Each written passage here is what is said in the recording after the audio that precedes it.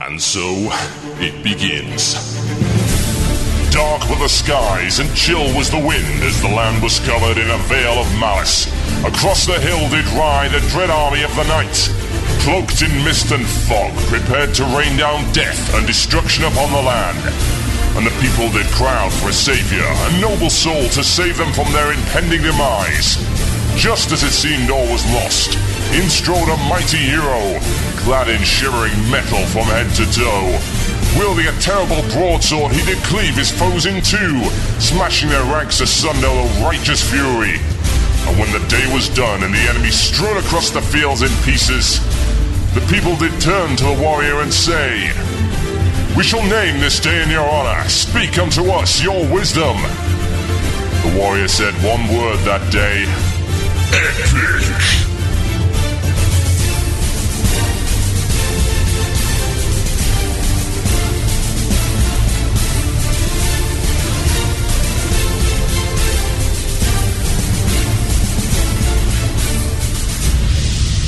One man, one Murloc, one giant angry badger. This is Blue Plz. It begins now.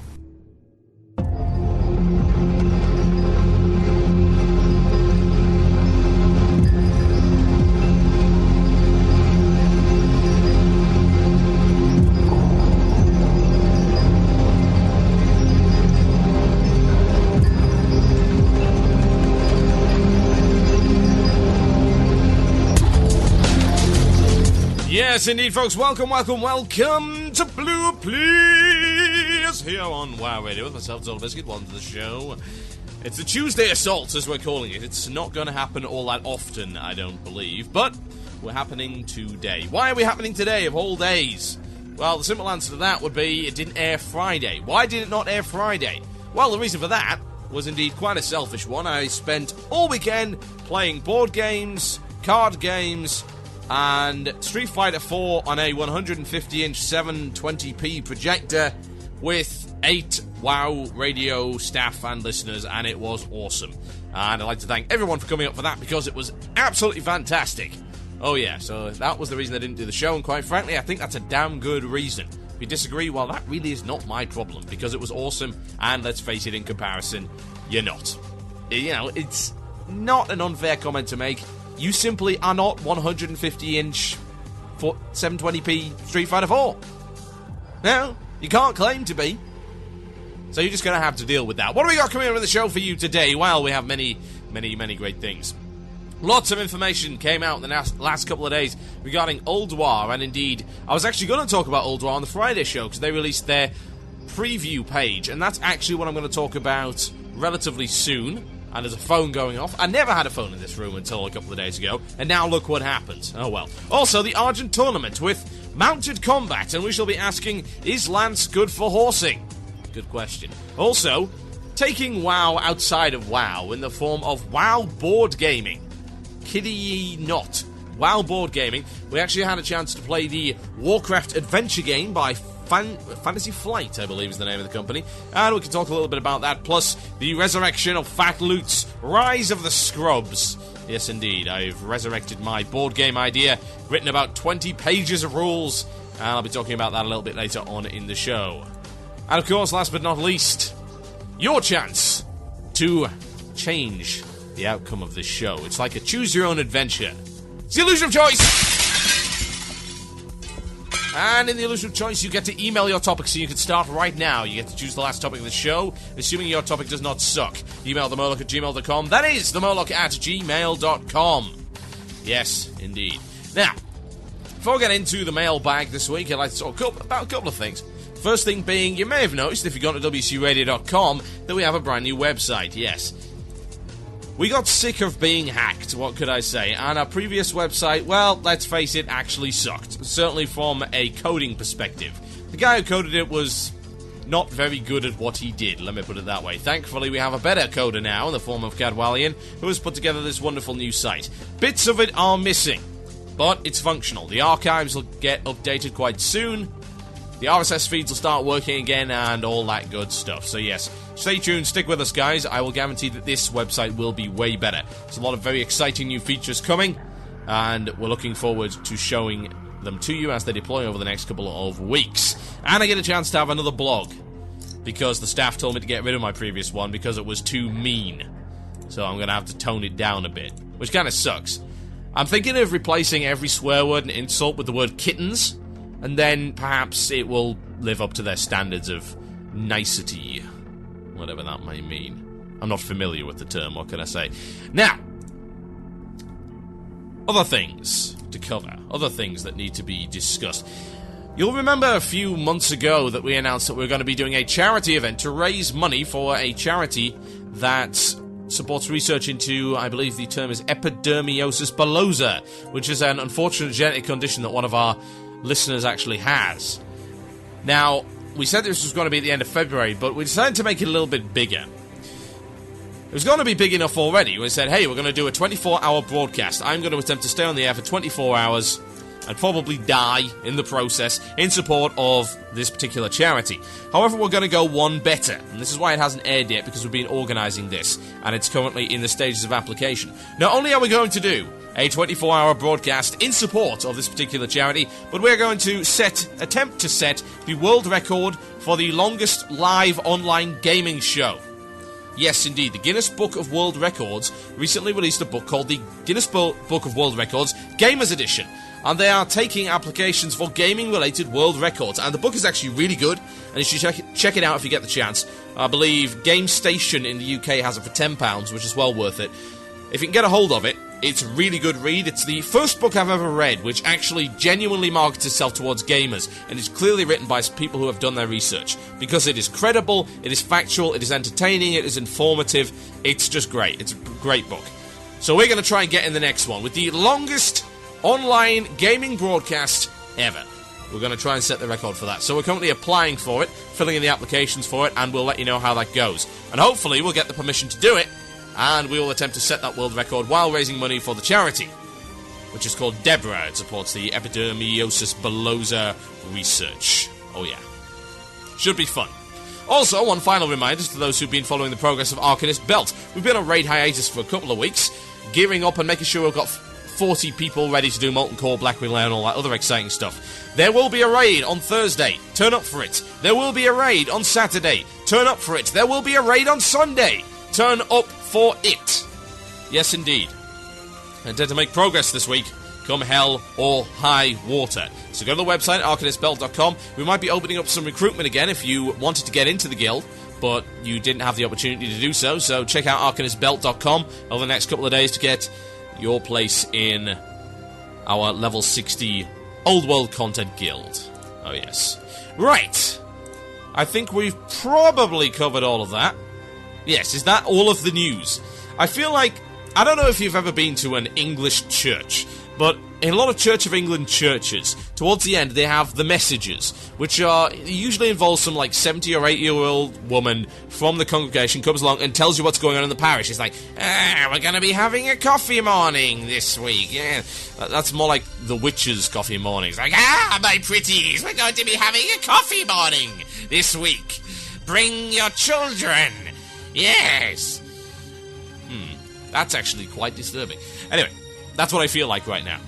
Message is done. Time is slipping away through our fingers. So it's time for this.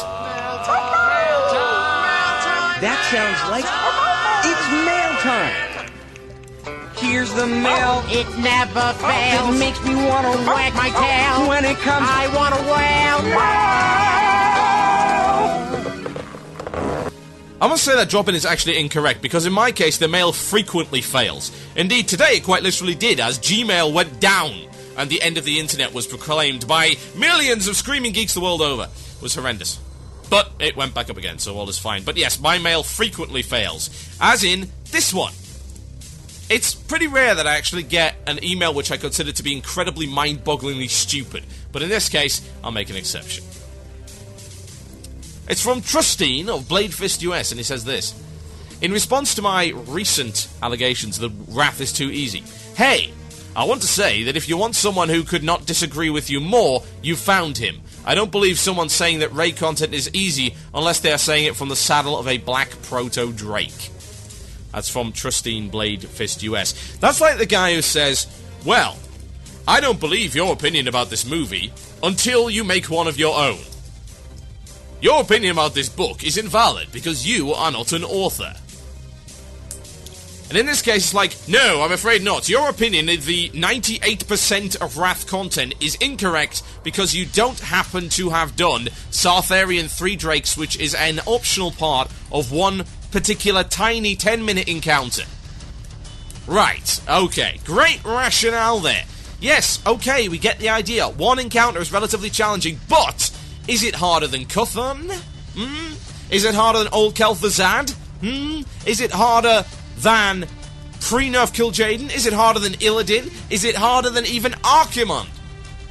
Is it harder than the original Vash? Is it harder than the original Kael'thas? The answer, from what I've been told, bearing in mind I am in a guild that has done Sartharan 3 Drakes, the answer from what I've been told by them, and indeed I look forward to experiencing it when we go in there again this week, is no, it isn't. It's not even close. I don't have to have done Sartharian 3 Drakes to know that one encounter out of how many? Think about it.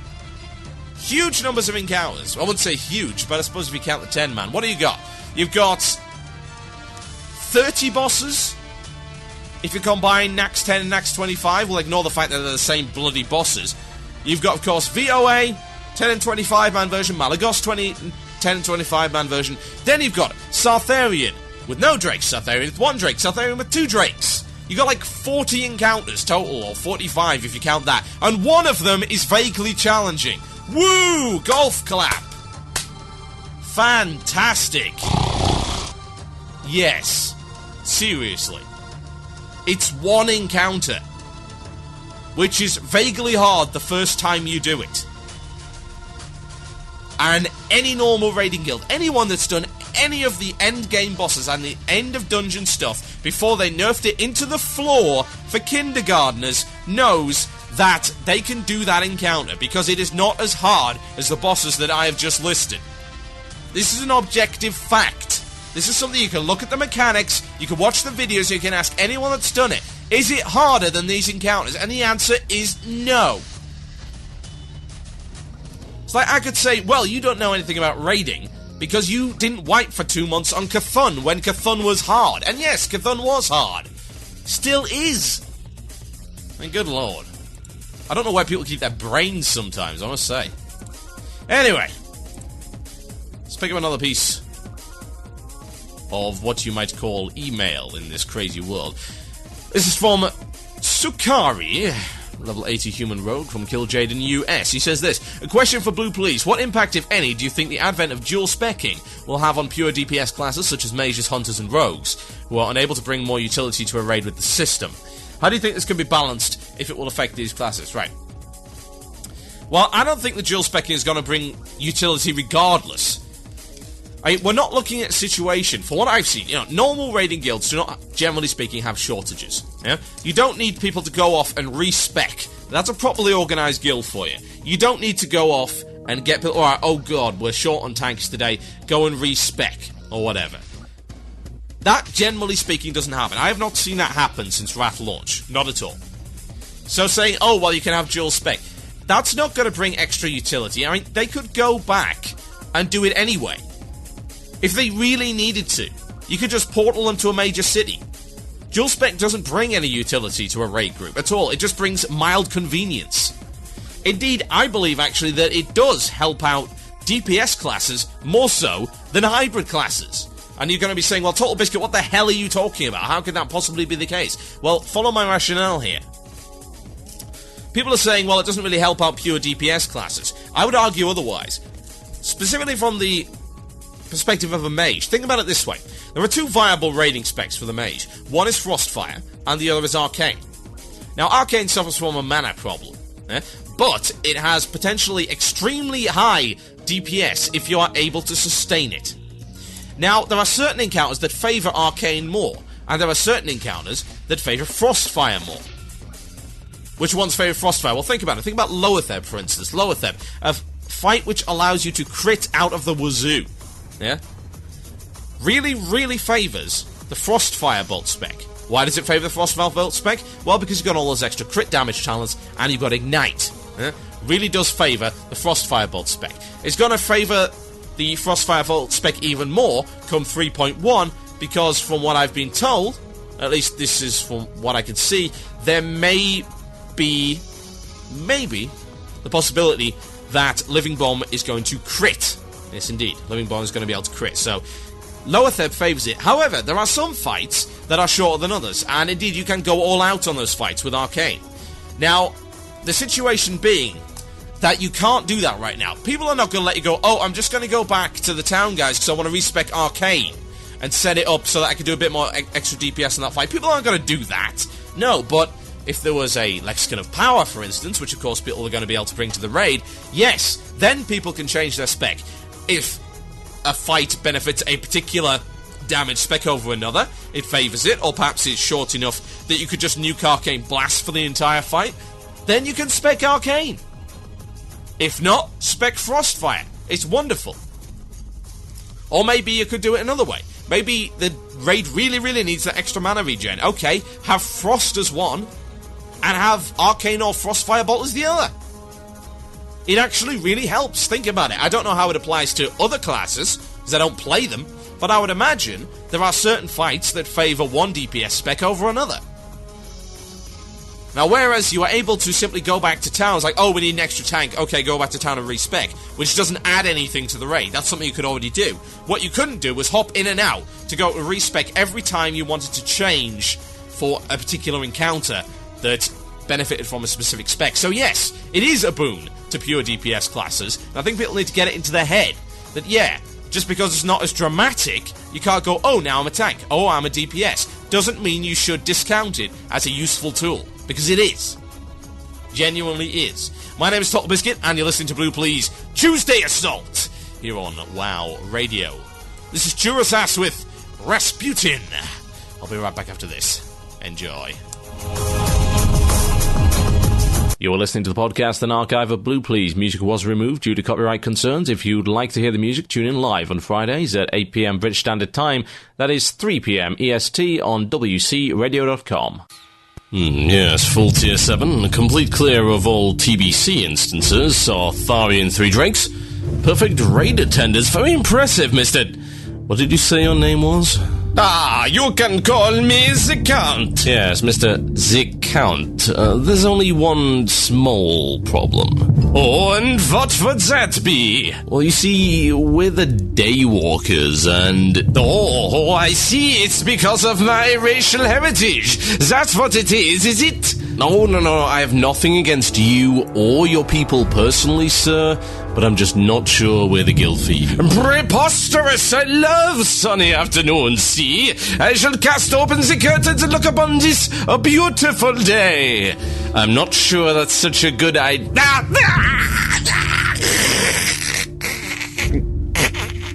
Oh, it's gonna stain. WoW should fit into your schedule, not the other way around. We are the Daywalkers of Draktheron US, and we are a serious afternoon raiding guild. We are recruiting experienced players whose schedules favour raiding in the afternoon Eastern Standard Time. We raid on weekdays, and our first pulse starts at 1:30 EST, that's 6:30 GMT. If you're serious about raiding but having trouble finding an alliance guild that suits your schedule, then you should check us out at daywalkersguild.com.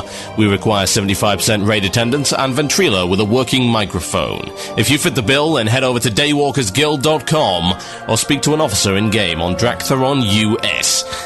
Oh, can someone get the janitor in here and clean up this mess?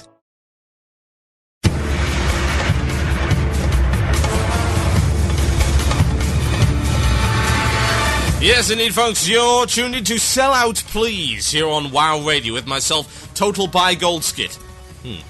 Yes, we're actually doing guild ads now. Somebody offered to pay us for guild ads, and I'm like, hey, why not? Let's give it a shot. So maybe, if you do want to advertise your guild to, 185,000 unique listeners, which I think we do have over the course of all of our shows, it's true.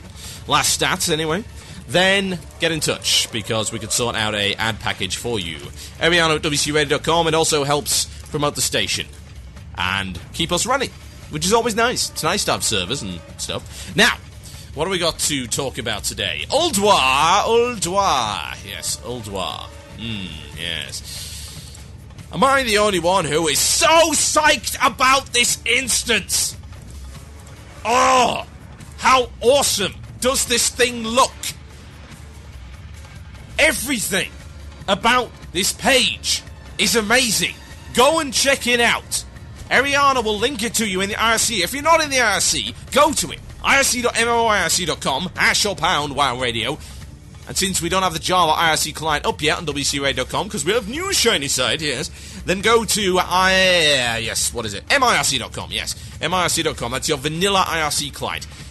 When it asks you for the details, you put in the server, MMOIRC.com, join it, put a username in, and get on # WOW Radio. Type /join, # or pound, whichever country you happen to be, and whichever way you refer to that, WOW Radio. That's how you do it. You will learn something today. So yeah, go to the IRC channel. If you haven't, and you don't want to, and you're horrible and lazy and completely antisocial, you can head over to wow-europe.com and check out the under development section. And you will see a page about Ulduar. Everything about this looks absolutely fantastic. I mean, just look at the first screenshot.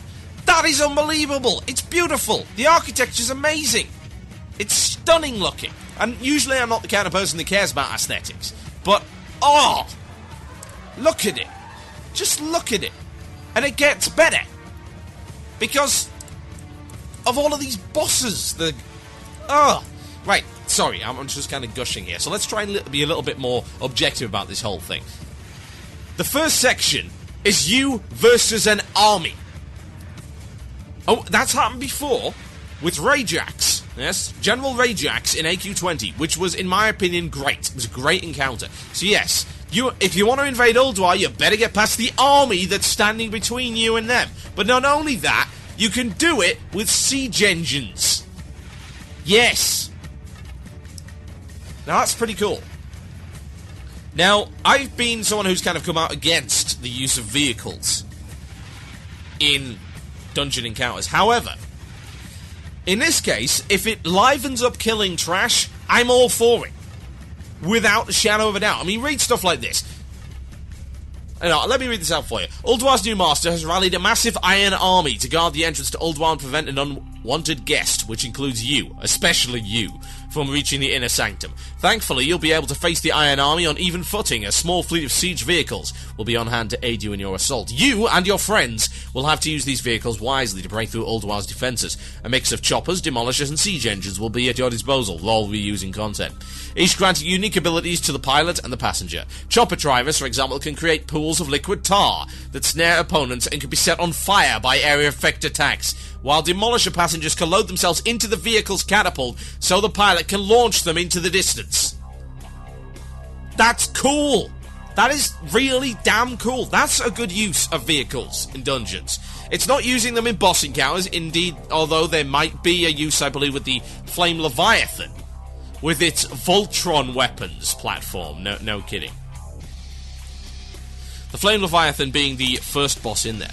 And that may involve the use of vehicles, but from what I can tell, it's the only encounter that does. I'm okay with that. I'm alright with that.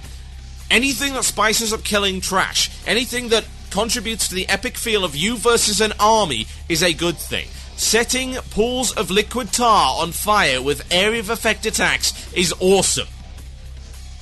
I don't care what anybody says. That is win. That is unique. That is different. That is taking raiding to a different level. That is something that I hoped we would see in Wrath initially, but we really didn't. Let's face it. Now, the Malagos vehicle in part of phase really pales in comparison. That seems forced. That seems contrived. And it's annoying. This, no, not so much. You don't have to fight in the siege vehicles. If you don't want to be in a siege vehicle, you don't have to be. You can be on foot, which is great. People who enjoy throwing people with catapults or setting down liquid tar and all that stuff, you can do it. So you can split your guild into pilots and people on foot. It sounds like an actual grouping up of an army to attack another army.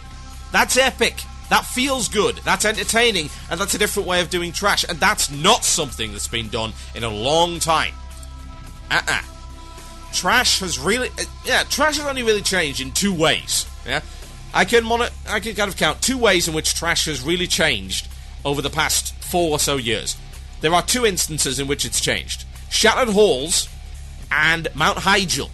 Shattered Halls, the way it changed was every time you killed a pack, it lined up a new pack. So it was like an actual staggered defense, yeah? You broke through one line of defense, they formed a new line of defense, etc., etc. There was also a gauntlet section whereby you had to run through a hail of flaming arrows, yeah? That was cool. And Mount Hyjal, where you basically got waves, wave after wave after wave, and you had NPCs to help you and all that kind of stuff. Those were the two major changes that I believe, anyway, occurred in the development of dungeon and raid encounters when relating to trash. There has barely been anything else. Bosses have come leaps and bounds, but trash has remained the same. Trash does the same kind of stuff, even the latest instances. It's packs. It's still packs. There's wandering packs, there's stationary packs. We deal with packs. We kill the big guys. We're going to get them out of the way, otherwise they might pull when the boss starts. It's been the same thing for the last 4 years. So innovation when it comes to trash is very important. Very, very important indeed. Now, let's have a look at some of the other stuff. The other interesting part of this particular preview is the section which is called Hard Boiled. And they say this: Ulduar clearly illustrates the new design challenges and innovations that come with the bigger scope of this expansion's raids. Well, actually, no, they really don't, because there isn't a bigger scope of the current expansion's raids. That's the problem. There's not enough of a scope. This is why we need Ulduar in the first place. Yes, I know it's just PR rhetoric, but come on. Let's be realistic here. Ulduar is basically your messiah, your second coming, your white knight. Ulduar is what's going to either convince the hardcore players, and indeed the players who care about challenge at all, in any respect, to come back and stop playing Eve or Lotro, which is what most of our guys seem to be doing right now. Lotro is a great game, don't get me wrong. It's going to convince them to come back, or it's going to fall flat on its arse. It is going to fail, and players are going to leave WoW. They really are. They already have stopped playing, but they're going to come back. That's the sneaky thing. I think that's what Blizzard knew from the very start. The players would come back. And the promise of Ulduar, yes, will bring players back. I have rejoined my great guild from ages ago that is fired up and good to go and ready for this new content. And so is everyone else, I would hope. This is exciting. Anyway, PR rhetoric debunking aside, no spin zone, folks. Oh yes.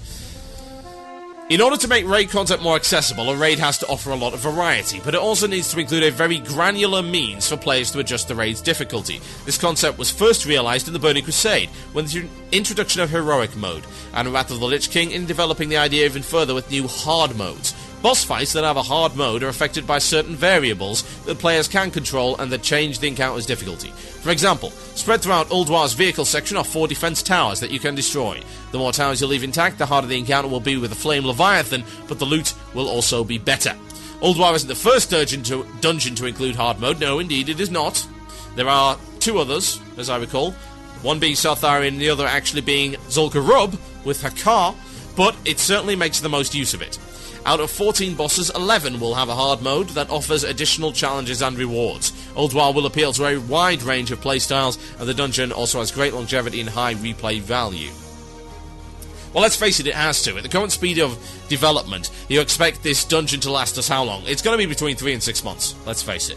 We're not going to see something new for at least 3 to 6 months. At least after Ulduar comes out. So it's got to last that long for most raiding guilds, the average raiding guild.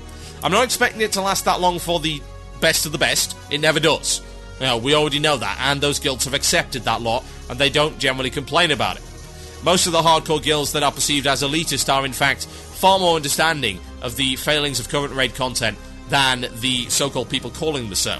Indeed, we had Insidia on Pug a while ago, and they told us that, yes, they were okay with the fact that they cleared the content so quickly, and have always been clearing the content so quickly because that's just how it rolls. The concern they had was that everyone else would clear the content too quickly and they'd have nothing to do, which indeed ended up coming to pass. They were absolutely correct in that regard. So yes, Longevity is a very important thing as regards to content which might be the only content to do in a while. And more so this time, it's a critical time to understand that this content has to last for at least 3 to 6 months. Why? Because most people have beaten the content now. You know, most people that are gonna beat it have beaten it. Let's face it. If you was raiding, or if you even had any intention of raiding, you have probably beaten what content there is. Yeah? Maybe not Sartharian 3 Drakes or the optional mode of one particular tiny boss, but you've beaten the vast majority of it. And you're happy with that. Unfortunately, you haven't got anything else to do. And no, getting Sartharian 3 Drakes, especially once you've killed them once, really is not extra content because that fight is 10 minutes. What happened to the rest of the week? It's such a critical time, and I think they do understand it. I think they've got the idea.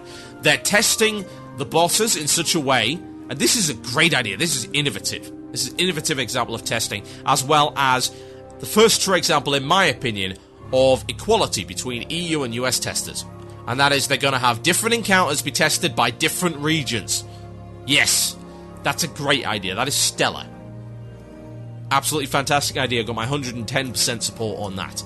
So, no, not everyone is going to beat the same thing. And I would imagine, if they've got any sense, they're going to leave Yogg Saron, i.e. the final boss of Ulduar, at least we assume that's the final boss of Ulduar, to be completely untested. I.e. they're going to test it internally, they're going to hammer it, and they're going to leave it untested so that neither side, because we know there's competition between EU and US raiding guilds, and that's a good thing. Competition inspires excellence. That is always a good thing. It inspires people to do better. It inspires people to be less scrubby. There can be nothing wrong with that at all. I would hope that they realise there is competition and will not give an unfair advantage to either one or the other. Although, having said that, with the new hard modes, it appears that the old Nubcake news called World First, which you might have heard a while ago, which suggested that all of these crazy conditions needed to be in place for an actual true World First to occur, was unusually prophetic. In that I would imagine they're going to kill it and they go, lol, World First, and people are going to go, no, lol, no, you have to do it with the hard mode for it to be a World First, or you have to do it with this hard mode for it to be a World First, or you have to do it with less players for it to be a World First, etc., etc. It probably will happen, let's face it. I'm alright with that, it seems a little bit contrived, let's face it. But if there's more ways to do an encounter, and there's more variety and there's more of a challenge, and the instance scale's better, then that's a good thing. Don't get me wrong, I have no issues with players who are not quite as experienced with raiding, or perhaps don't have as much time on their hands, doing the same content as we do. That's fine. I also don't mind 10 and 25 man encounters being around the same difficulty. In fact, I think that's probably preferable. I don't believe the association with 10 man with easy is a fair association. There are some guilds that do only have between 10 to 15 players. Why? Because that's how many they want. Because they are friends, they are people who want to raid, and they don't want to raid with any more. And indeed, there is a lot of legitimacy in the argument that 10-man raiding can potentially be harder because it requires every raid member to perform. I will go with that. That is a good piece of rationale, I cannot really dispute it. So yes, I would prefer 10 and 25 mans to be the same difficulty. And accessibility should come down to whether or not you are capable of doing an encounter, not how many players you have available to do it with. Having said that, making it mind-numbingly easy and then making it only challenging on hard mode seems to be somewhat defeatist. I don't think that's a very good idea, and I do hope that this is going to be a step up. They have claimed that it is a step up from the current content, and I would hope that even on standard difficulty mode, it is, and that hard mode goes even further. Let's face it, if you geared up from Nax and you killed all of that stuff, you should be able to make headway into Ulduar, but you still should be encountering stuff that is going to provide you with a challenge. And yes, you are going to wipe. Yes, you are going to have to try and make progress. That is the way that raiding works. That is the way that raiding has always worked, and that is the only way that raiding can truly be fulfilling and challenging as a part of the endgame experience. So here's hoping. It's the Great White Hope. It's the second coming. It's the Messiah of WoW raiding. And by the looks of it, it's going to be awesome. My name is TotalBiscuit, and you're listening to Blue Plz here on WoW Radio. Are you ready to enter Ulduar, the danger zone? I certainly am. Enjoy. You're listening to the podcast and archive of Blue Plz. Music was removed due to copyright concerns. If you'd like to hear the music, tune in live on Fridays at 8 p.m. British Standard Time. That is 3 p.m. EST on WCRadio.com. You be looking for some tunes to plunder by? Then avast ye, bilge rats. Captain Dan and the scurvy crew, be ready to board. From the seas to the streets, we got the maritime. Check out their new album, From the Seas to the Streets, featuring Ship to Ship. And batten down the hatches. Soon we'll be in range to turn that ship to ashes. Like a Chests so plenty. the wenchies, if you got big breasts, you be best, you're the best, let me caress them. Oh, That's how we roll. we roll like this, cause we roll like this, cause we roll like this. Aye, and many more. This ain't no sea shanty. These be the coolest cuts on the ocean. You can dig up this treasure at cdbaby.com/CaptainDan3. Now go buy it or I'll make you walk the plank. We applied wrong side to the...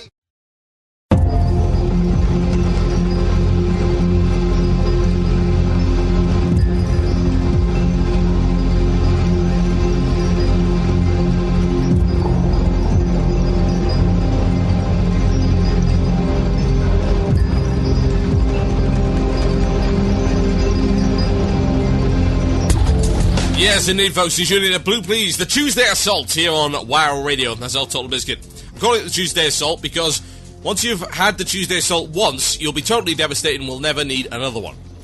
But we'll see. I think that's probably what I'm going to do. I don't know if you guys approve of this. You can email me if you do. I'd like to hear. If Blue Plz on Fridays gets cancelled, which every now and again it has to be due to IRL reasons, do you want me to release a podcast, or would you just prefer that I reschedule it to Tuesday? Is this a good time for you? Let me know. Email me, themoloch@gmail.com. Something about the live show that gets my blood pumping, unlike podcasts. I actually sat down, and I thought, right, okay, I'm going to get the Blue Plz podcast recorded. And I opened up Adobe Audition, and I tried to speak, and I just bumbled.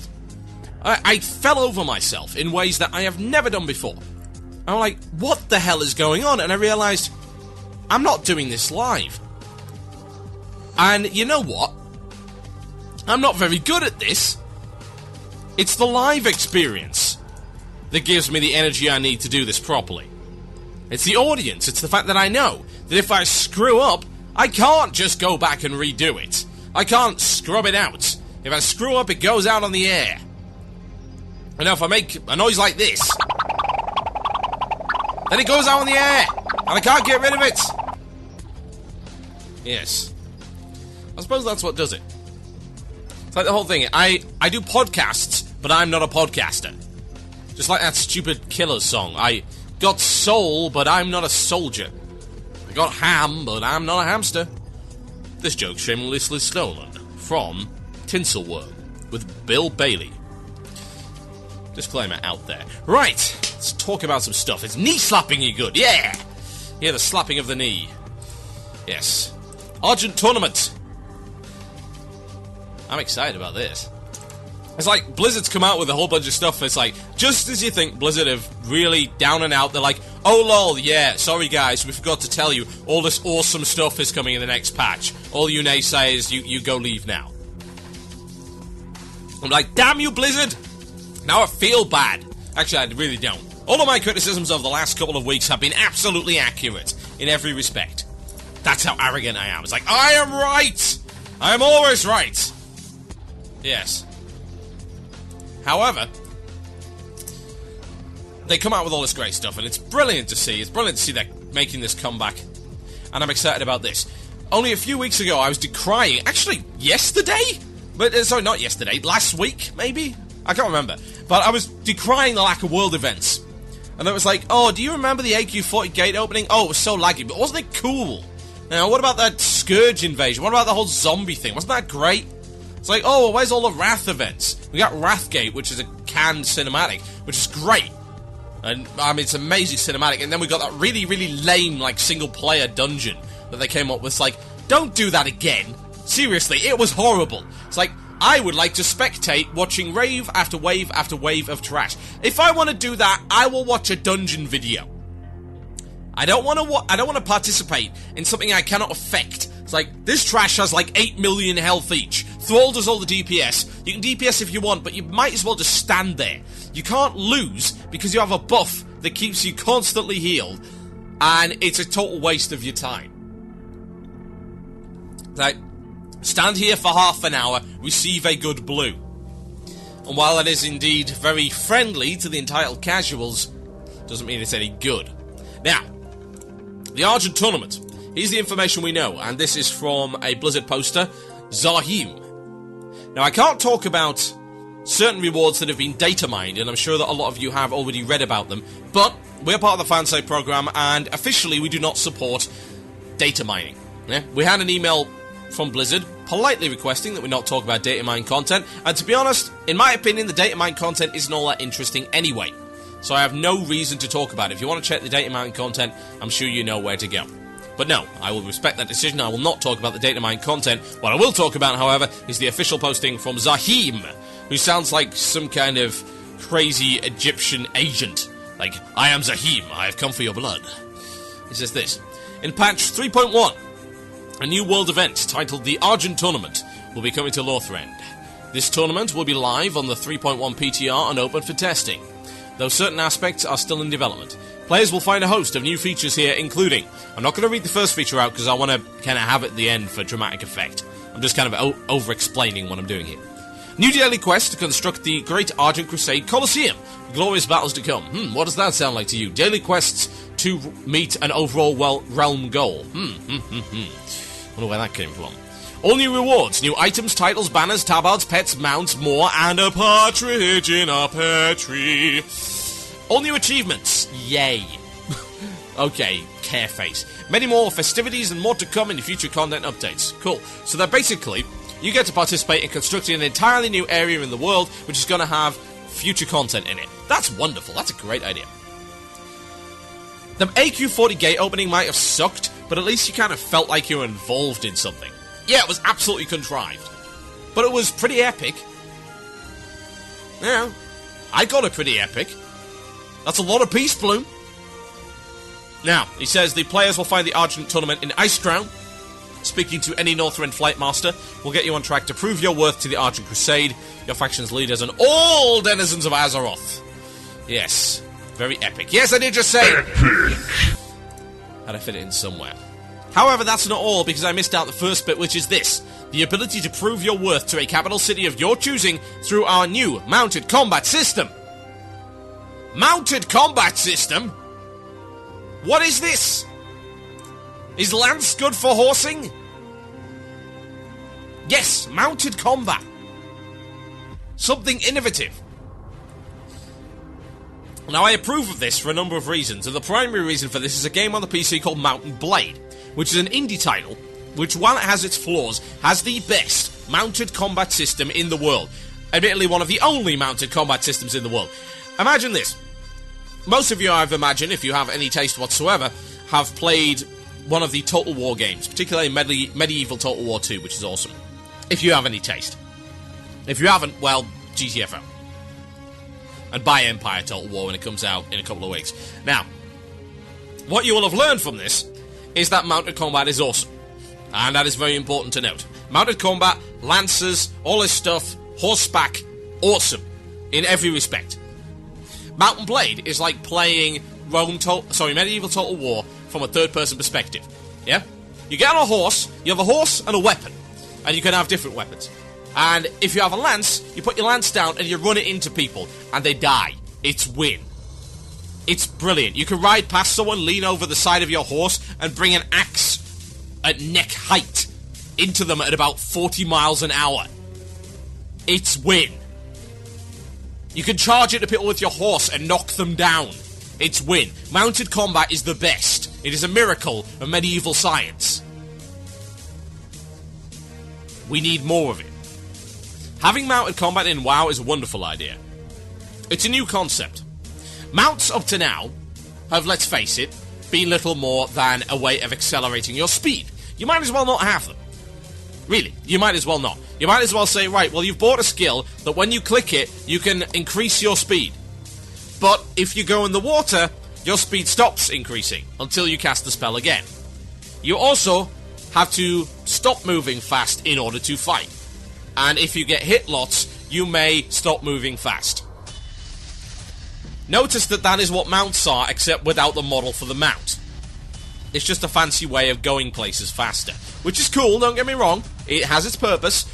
But let's face it, that's all it is. However, that is going to change with this mounted combat system. I don't know if they're going to put this into the entire game. They may not. This might be something that simply exists within the Argent Tournament's Colosseum. Maybe. But a new style of play is always good. A new style of PvP is always good. And perhaps it can then be adapted.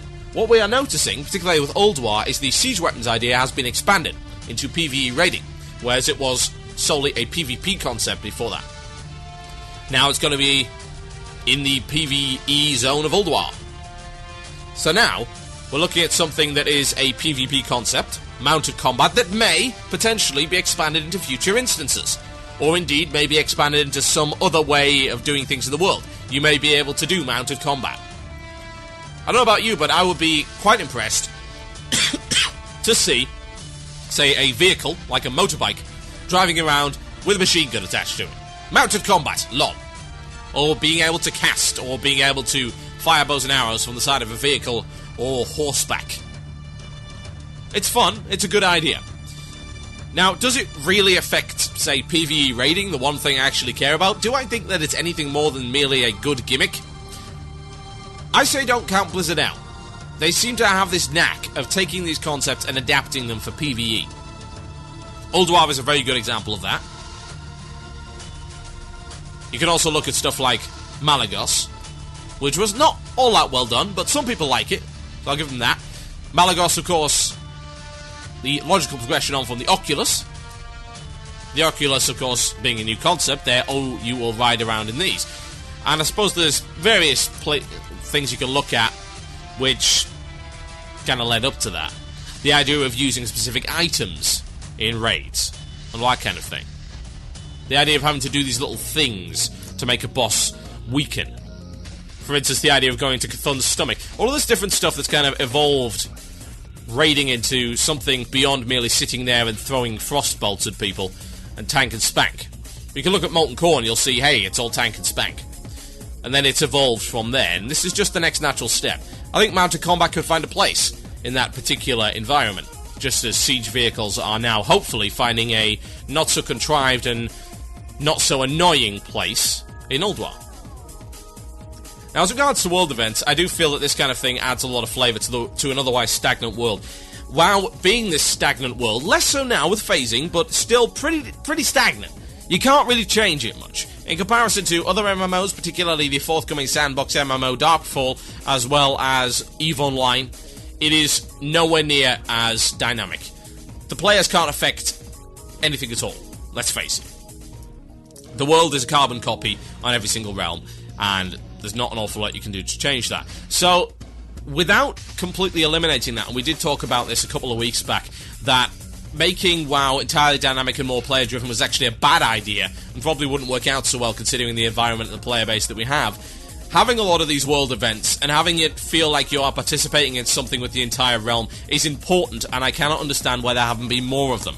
I suppose there are implementation challenges to worry about when dealing with something of this size and caliber. The servers might not be able to handle it. There might be unknown bugs. All manner of things could horribly fail.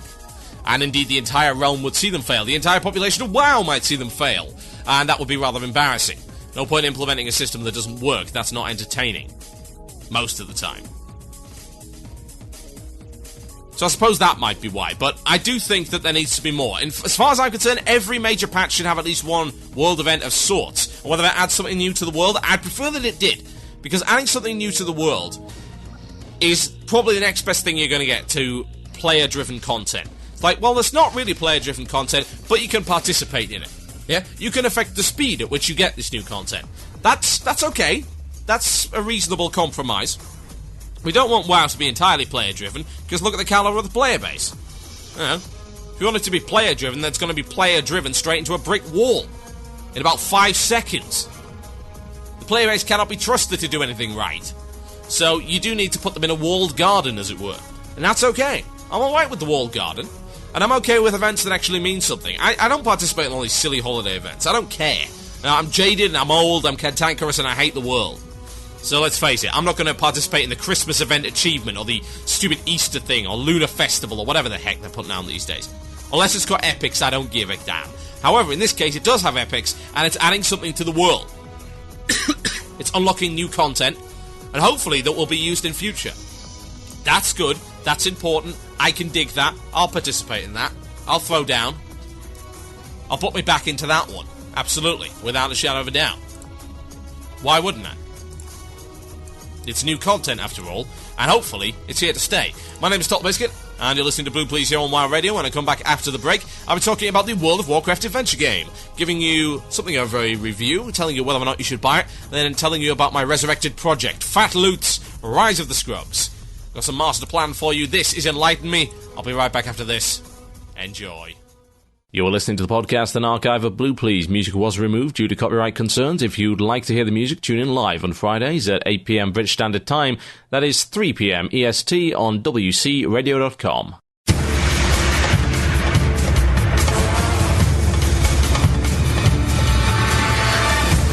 Yes, indeed, folks. The sounds of Master Plan.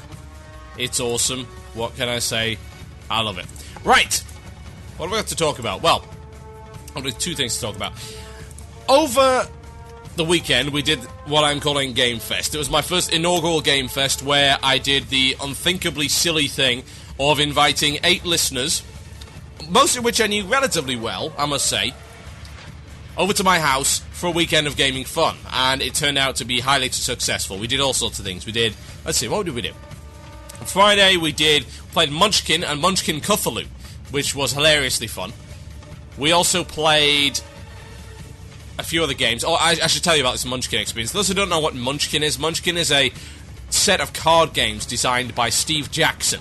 Yeah? Steve Jackson was one of the guys who founded Games Workshop and continues to create awesome games to this day. Indeed, my first wargaming and tabletop gaming experience was in fact with a Steve Jackson game called Car Wars, which was stellar. Now, Munchkin is designed around screwing over everyone around you and winning. It's like a parody RPG/dungeon crawling game. And there are loads of sets of it. All manner of things. There's Munchkin Fu, which I assume is a Kung Fu version. There's like Cosmic Munchkin, Star Munchkin. There's a board game version of Munchkin. There is a Cthulhu version of Munchkin, which we bought. There are also like 7 expansions to the Cthulhu version of Munchkin. There's a Pirate Munchkin. There's all manner of crazy things. And the best thing is, Steve Jackson doesn't care whether or not the game gets imbalanced by mixing sets. So it's like, mix them all together, see what happens. So we mixed normal Munchkin with 1 expansion with Munchkin Cthulhu with 1 expansion. Or Call of Cthulhu, as it's called, which was very fun. And the thing about Munchkin is that cheating in Munchkin is not banned, it's encouraged, assuming you can get away with it. And the way to win Munchkin is to get to max level before everybody else. So, about an hour or so into the game, I was doing relatively well. I think I was on like 12 levels or whatever, but I was behind the leader. So what I did while they weren't looking was get enough counters stacked on top of my thing to show that I had 15 levels. Now, lo and behold, no one actually noticed that I had 15 levels there, and that was the level cap. And I just sat there for a while with 15 levels, just playing normally, not really pissing anybody off in particular, just trying to play it a little bit neutral so that I didn't get screwed over by the other players. And finally, when Stormgale said, "Ha-ha, I've reached level 15," I turned around and said, "Ha-ha, I reached level 15 30 minutes ago and none of you noticed. I win, because I am that much of a bastard. What can I say?" Anyway. So yeah, we played that, and we played Talisman, and we played a boosted draft of 9th edition Magic, we played Street Fighter 4 on my 720p projector that I stole from my dad's workplace. By workplace, I mean church. I think I'm going to hell for that, but, you know, it's all good. And we played Death Tank 7-player, oh yeah.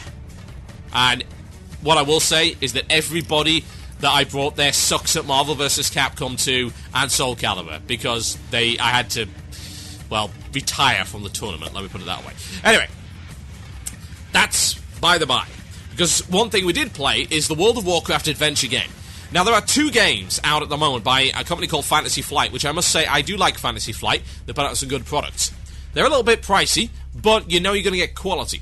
The first one is the World of Warcraft board game, which actually came out back in 2005, and we got to test at BlizzCon. Unfortunately, we tested it after BlizzCon was over, when we were all really tired, and couldn't really fathom the 75-odd page rulebook, nor could we take out the 1,500 counters that come in the box.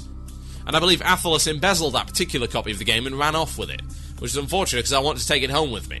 Oh well, never mind. Now, that game is very good, but it's very complicated. So they released a new game quite recently called the World of Warcraft Adventure Game, which is it's not a dumbed-down version as such, it is a more traditional kind of board game experience. And what it involves is this. There are 4 heroes in the default game, and you can buy these other 2 character packs, which will give you 2 different classes. And you go around the board, and you start off in a city, and you get access to grey level content. Now, if you beat certain parts of grey level content, you will gain a level, which will take you up to green level content, then yellow level content, then red level content. And there's a big stack of encounter cards for each of these levels. There's like a grey plastic holder, a green one, a yellow one, and a red one. And they all have different level loot and different level monsters and different level encounters. And also on the board, there's stuff like dungeons which you can go into, and there are raid encounters which you can do in order to win valor points. And the one with 8 valor points at the end of the game, the first person to 8 valor points wins the game. So yeah, it's like kill a monster, steal their treasure, and be the best badass hero in WoW. Now, personally, I enjoyed the game an awful lot. There is an awful lot of content there, and I think there's quite a bit of replayability.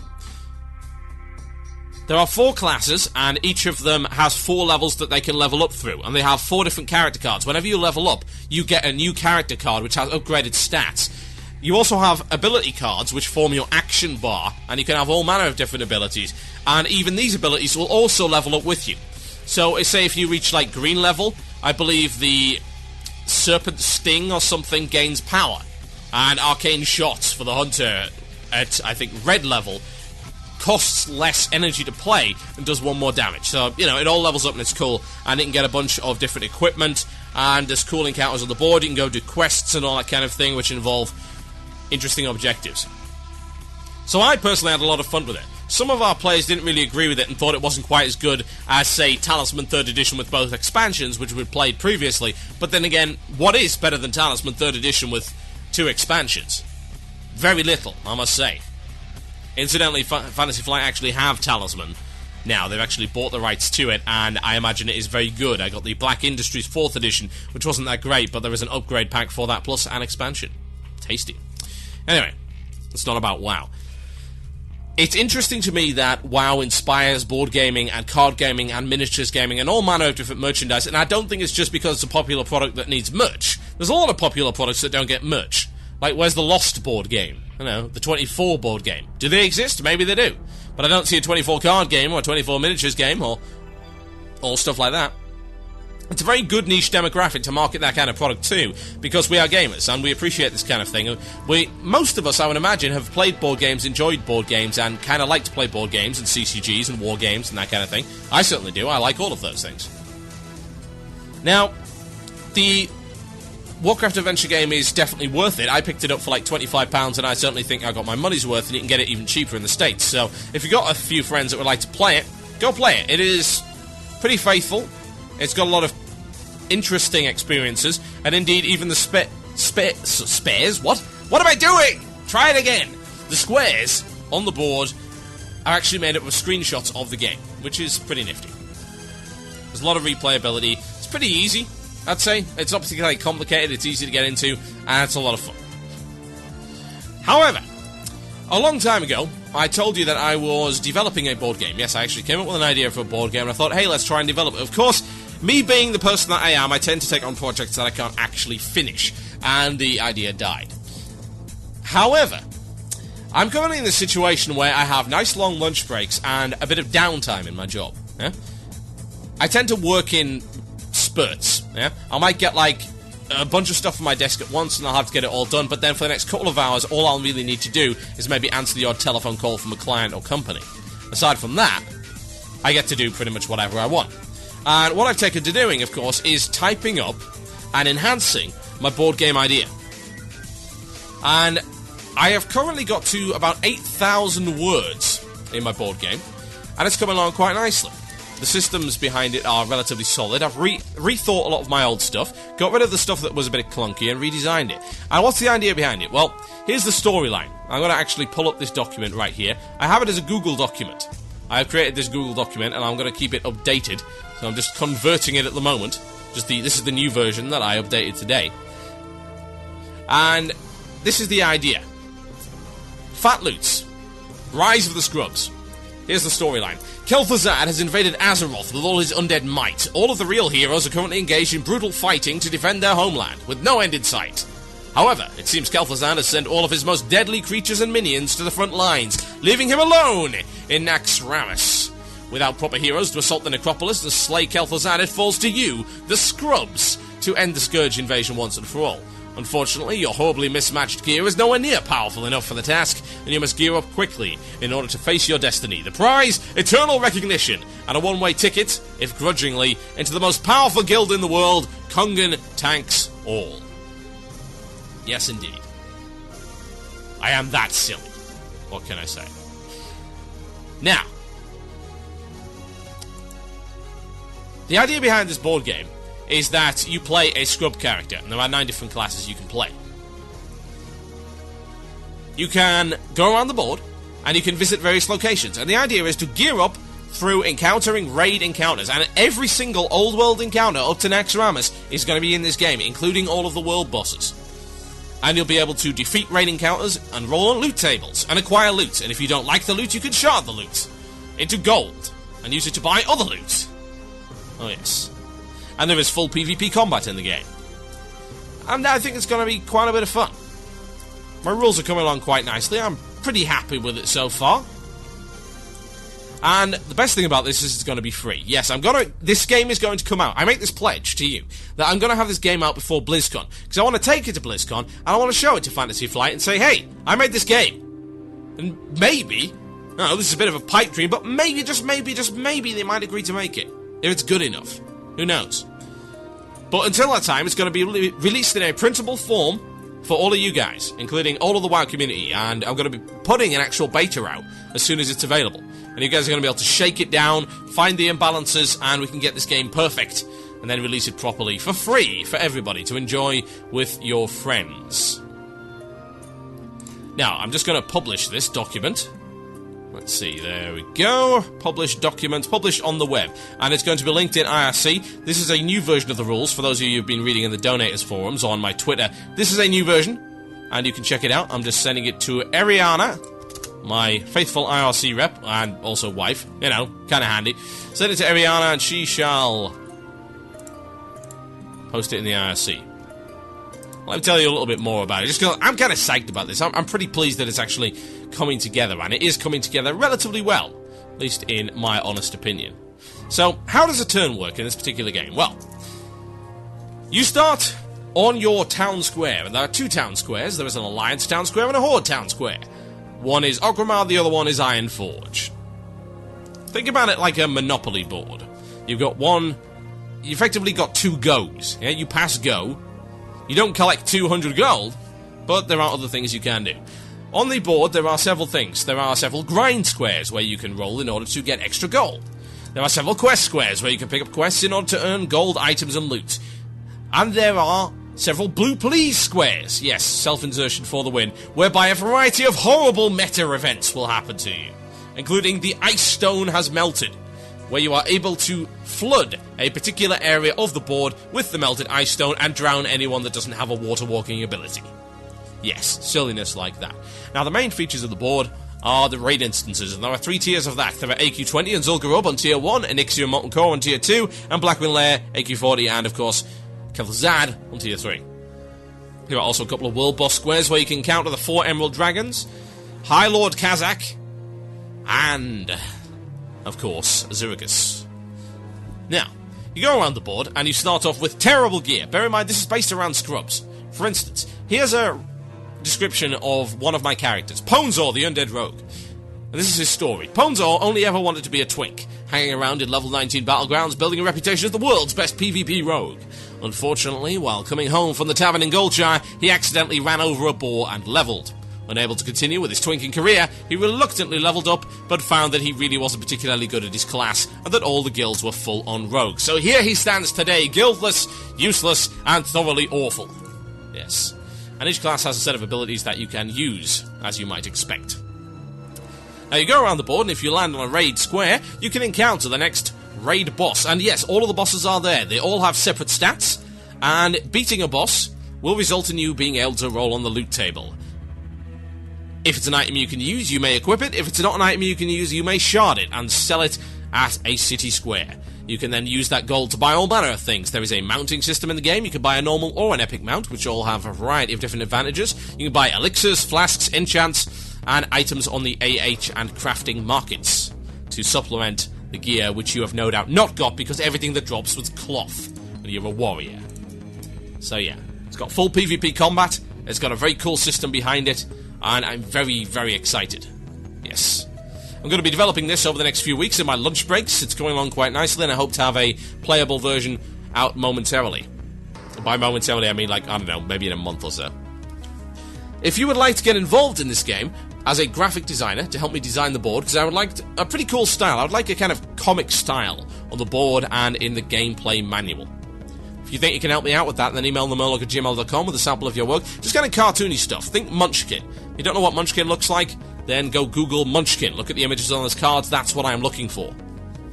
If you think you can draw like that, then email me, themurloc@gmail.com. And hey, who knows? You might go to fame and fortune atop the great cruise ship of gaming awesomeness that is the board game design market. That's not really that great, but, you know, it works. My name is TotalBiscuit, and you're listening to Blue Plz on WoW Radio. The name of this track is Code of Honor. The name of this band is a not-so-well-known metal band called Deadlock. I'll be right back after this with The Illusion of Choice. Enjoy.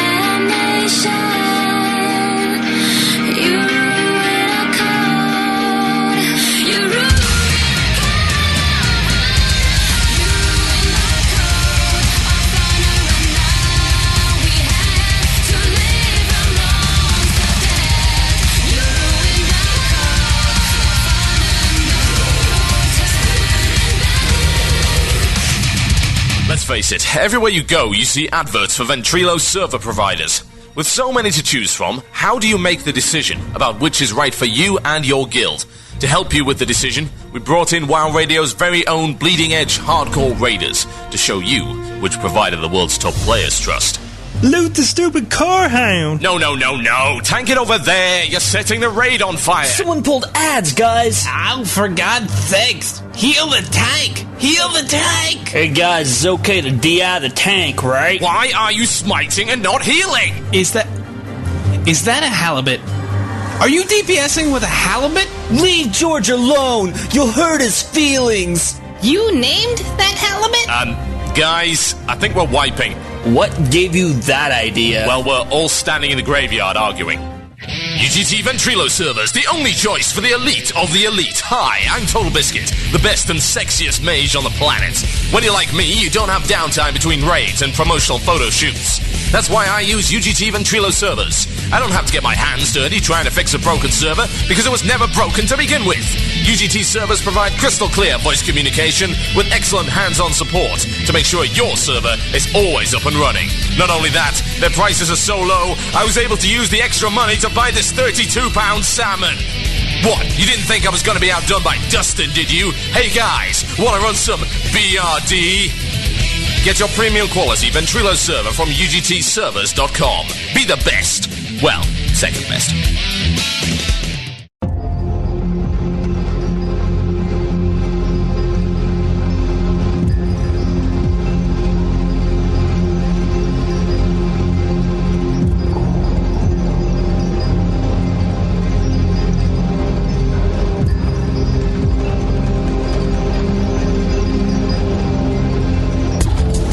Yes, indeed, you're listening to Blue Plz here on WoW Radio with myself, TotalBiscuit.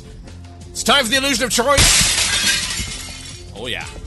This is where we see whether or not you can come up with any decent content for me. And if you can't, well, that's, I don't know, we just kind of end the show, I suppose. Let's have a look in the email box and see if there is anything cool. And if there isn't, well, it's, quite frankly, entirely your fault. I've had a couple of emails, by the way, regarding the Tuesday Assault. And people seem to be a fan of the idea that if it doesn't air Friday, it will air Tuesday. And quite frankly, I'm a fan of it too. So I'm going to do that from now on. If I ever have to cancel the show, I want to air it on Tuesday as the Tuesday Assault. And hopefully, people will be alright with that. And if they're not, well, they really don't actually have a choice in the matter. So that's just the way that it goes. I do have one email, actually, I would quickly like to read out before I go on, and that's this. Judas Grail. He says, I'm actually a new listener. I found your site after hearing about your Twitter explosion the other day. Ha! See? You guys don't get it. This is how it works. People wonder why I always get in everyone's face and cause drama and have all these big arguments on the internet. Say, oh, why did you do that? He's not professional. No, you don't understand. You don't get it. It's an entirely massive marketing ploy. Don't you guys understand? This is what happens. Every time something like this happens, it brings more listeners to the station. We do not lose people on the basis of principle. People don't have principles on the internet. Consider the amount of time it says, I'm going to boycott this product. Do they ever? No! All of this stuff that happens, where people say, oh, we've got like 1,000 people who are going to stop listening to your show. Do 1,000 people stop listening? No, they don't. The numbers are the same or get bigger. It always happens. The loud people get listened to. The quiet people, the meek people, the people that just want to get along with people. The people who just can't make themselves stand out from the crowd in any respect. Nobody cares about them. Not at all. Now, I've actually had an interesting tweet that said, I can't believe that you, of all people, after your rant about professionalism, would cough and hack into the microphone. Okay. Yes. Illness is unprofessional. How dare you have a cold? How dare you? It is a crime against podcast manatee. Podcast manatee, new coin phrase. It's mine, it's copyright. You steal it, you will die. Okay. Let's have a look at this. I haven't finished this email yet. I got totally sidetracked. So professional. Entertaining, though. So I've been told. Now, He says this: since I've written and I'm a new listener to WoW Radio, here's a general question for you. I'm just starting my first ever priest and only have one level 80, so can't really help the lobby tune out too much in terms of money. Should I keep gathering skills on the priest? I started with skinning mining, which makes no sense for a priest, only to make money. Or should I bite the bullet and be a tailor enchanter? No, you shouldn't. Right, here's how it works, okay?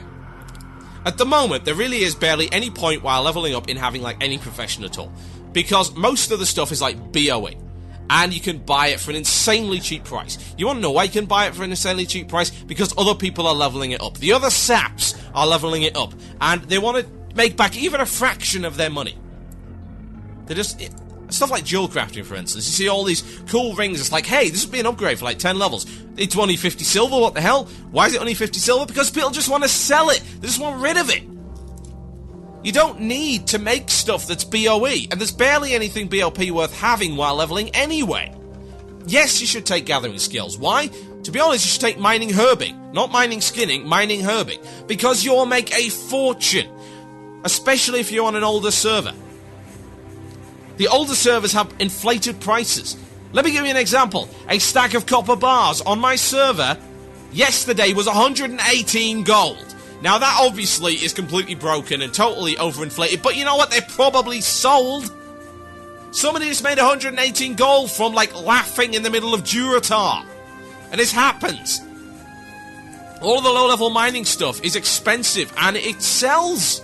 All of the mining stuff, it's like it's a license to print money. Yes, you should go with that. You will solve your cash flow problems for not only your main, but your alt as well. Yes. Stay with that. Absolutely. Don't go tailoring. Tailoring sucks. And in 3.1, it's also going to suck. By the looks of it, of the new stuff that's coming in 3.1, it's still not going to be worth being a tailor. Because all of the good stuff's going to be BOE. There's nothing new BOP, so who cares? Enchanting, yes, gives an endgame raid bonus, but to be honest, think about it. You're paying about 7,500 gold for an extra 38 plus damage. Is that worth it? No, it isn't worth it. I shouldn't have to tell you that, so no. Go with gathering, stick with gathering. There is TotalBiscuit's newbie advice for the day, and no, I hopefully haven't told him something really bad that's going to absolutely ruin everything. Okay, let's have a look at these illusion of choices. Talk about the new mounts. No, I can't. I really don't want to anyway, because it's not all that interesting. Now, I don't hate Blizzard that much. If Blizzard asks me not to talk about something and has a reasonable rationale for it, and yes, they did, I won't talk about it. Plus, who cares? New mounts. Woo. Yeah, we know the new mounts coming. I'm not going to talk about the new mounts. I don't care. Mounts, I've already explained. Mounts barely add anything to the game as it is. So why would I talk about them anymore? Talk about Arcanist Belt and not failing raids. Okay. We're not failing raids. What else have we got? My topic for illusion of choice is one you've actually talked about in the past. This is from Kraken0, and he says this. What should we do about all those instances that have no use now that the level cap has been increased to 80? In my opinion, a different level of dungeon difficulty than heroic should be added. Not a harder difficulty, but a different one. Let's say mythic mode. In mythic mode, all level 70 Burning Crusade dungeons, as well as its gear, would be tuned for 10 people. This would introduce a level of puggable content, the same way a group of blind or deaf monkeys could plough their way through any non-heroic level 70 dungeon, except with the TK instances. So now you have a whole slew of level 80 content that would require a minimum dev time to tune because the content is already there. But that's just my opinion. What is my opinion on the subject? My opinion on the subject is kind of simple. They did that with Nax, and it wasn't very good. They brought Nax back, and this was the first time they brought back an instance and said, hey, you guys, we've got this old instance here. We could just retune it. It would be really easy. And it was really boring.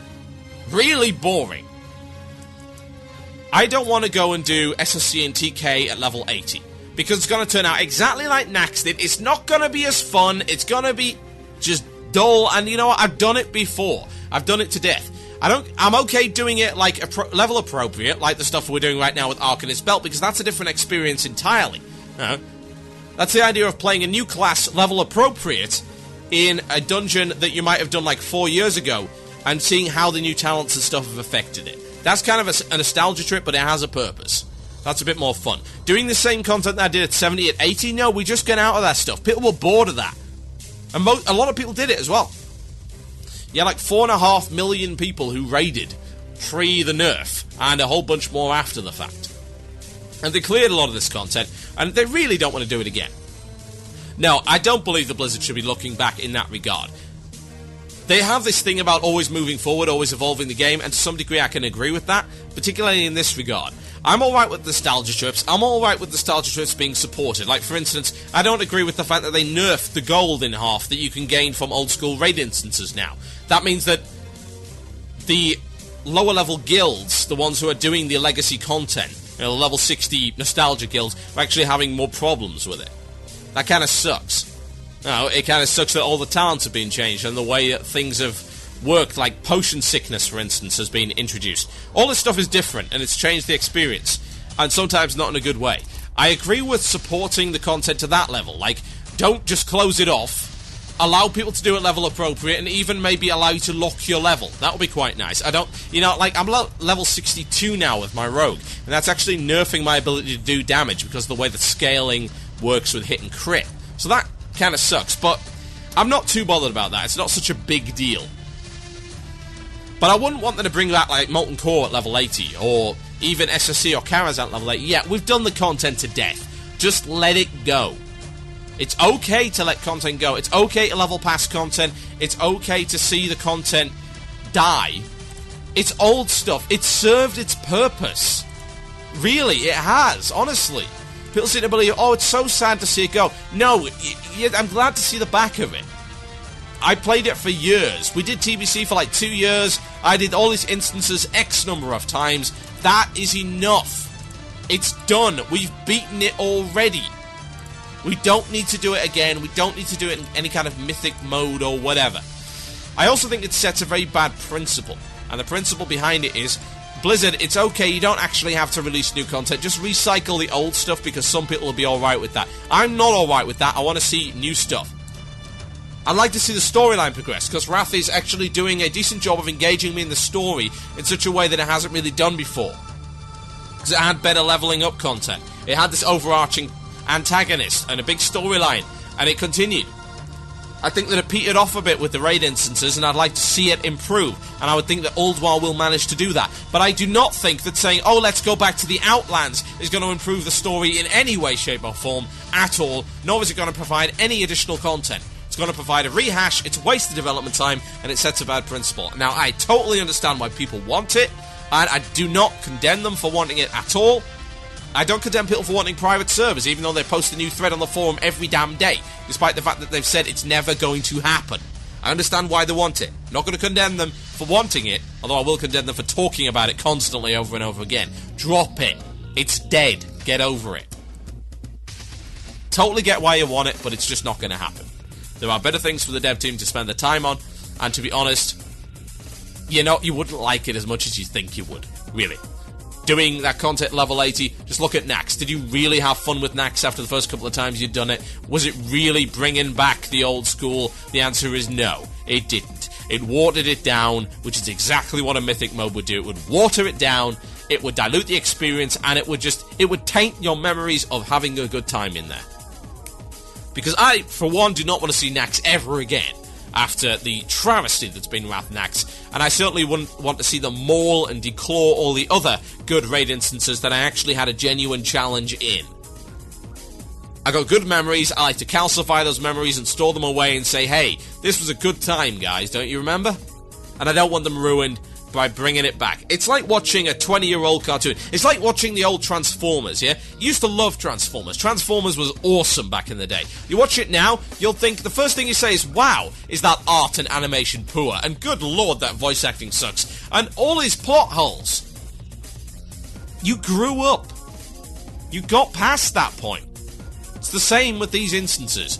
You've grown up, your WoW character has gone past these. Leave it behind, just appreciate the good times that you had. It's time for shout-out, folks. This is the last 3 minutes of the show. Email themurloc@gmail.com or PM me on IRC. That's themurloc@gmail.com or PM me on IRC for your shout-outs for the last 3 minutes of the show. Don't forget to check out our brand new website over at wcradio.com. It is a work in progress. There are many more features, yes. There are many features coming your way. Many more things, and the podcast should hopefully be working momentarily. If you do not see the podcast, the new podcast on iTunes, if our feeds aren't properly streaming, go to the website. That's where our stuff is. Look under archived shows. You will find it. It will be there. So don't come complaining that, oh, well, you haven't put a show up. Yes, we have. It is on the website. Go check it out. And if you have any suggestions for the website, you can drop them on the forums at wcradio.com/forums. Go check it out. It's awesome. And thank you very much to Candwallian for sorting it out. No more hacks for us, we hope. Right, I'd like to give a shout out to Katamik of the Silver Dragons Guild. That's from Tor and Tom. A shout out to Mountain Blade for being awesomeness on a horse. Is horse good for lancing? Or is lance good for horsing? Yes. It's from Mustachio Nut. A shout out to you for fixing the intro so it's not painful to listen to. Quick turnaround time. The intro was never really painful to listen to. You were just kind of making it up. You were like the only guy who's complained in 4 years. Seriously. A shout out to Too Old on Blade's Edge. Also to Tor and Tom, Mr. NNJ, and the crew of the IRC. All hail Queen E. Watch yourself. She's going to get too excited. A shout out to my girlfriend Aldara, the feral noob, and to Aragus for getting my epic flyer tonight. Mohaha, I win. That's from Shunada. Can I get a shout out to War in hope that more will start playing again? I play War if the leveling wasn't so incredibly tedious. PvP's quite nice, but come on, really. What else have we got? A shout out to all the people who are, like me, guildless and want to stay guildless. You antisocial bastard, Dunkirk, seriously. A shout out to Sephirim Nocturnus on Defiance Brotherhood EU for Guild First Malagos kill while listening to this Blue Plz. Shout out to Defiance Brotherhood, you small piles of wood, no soup for you. Shout out to Arcanist Belt and our guild master. Oh, wait, that's you. Shout out to Arcanist Belt and our guild mistress. That's from A-Leaf, yes. Turn up to the Thursday raid or I'll kill you. A shout out to May Contain Funk, the best snake guild ever. That's from Vengeance on Bronze Dragonflight EU. A shout out to Arcanist Belt and all the fun they're having on the EU. Thanks for the shout out. Sorry I missed most of the show. No, I won't accept your apology. You're horrible. What can I say? Shout out to the empty can of Red Bull. His name is Fred. I've had him for 4 years. That's from Penshun. Get a real friend. Hey TB, can I get a shout out to my brother? He's really cool, but your spelling isn't. Sincerely, Ice. Ice baby? Who knows? Why do I think Blizzard has not made... No, wait a minute. That's an illusion of choice. Don't send me more of those. It's done. Guys, get the idea. We've done it. You didn't get picked. You suck. A shout out to me for actually having a good shot at getting the new thing. That's been digged up. Malvu... What? I have no idea what you're talking about, Malvu. I'm gone. You guys are insane. My name's been TotalBiscuit. This has been Blue Plz, the Tuesday Assault on WoW Radio. Thank you for listening, and good night.